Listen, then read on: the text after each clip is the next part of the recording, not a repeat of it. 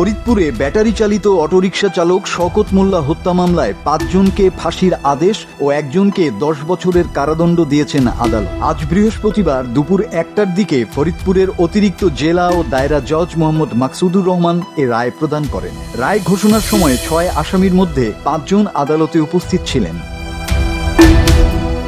এ সময় আসামিরা পুলিশের উপর মারমুখী হয়ে অস্বাভাবিক আচরণ শুরু করেন। ফাঁসির দণ্ডপ্রাপ্ত এক আসামিকে আদালত প্রাঙ্গণে শেষবারের মতো স্ত্রীকে জড়িয়ে ধরে কান্নাকাটি করতে দেখা যায়। এ মামলায় মৃত্যুদণ্ডপ্রাপ্ত অপর আসামি রাসেল শেখ পলাতক রয়েছেন। এরা প্রত্যেকে শহরের পশ্চিম খাবাসপুর এলাকার বাসিন্দা ও ভাড়াটিয়া।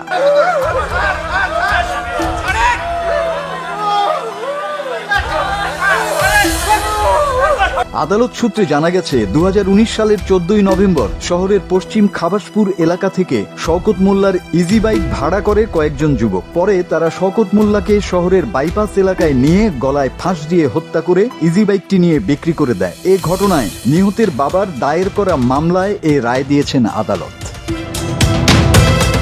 মাসুদ হাসান, বাংলা টিভি।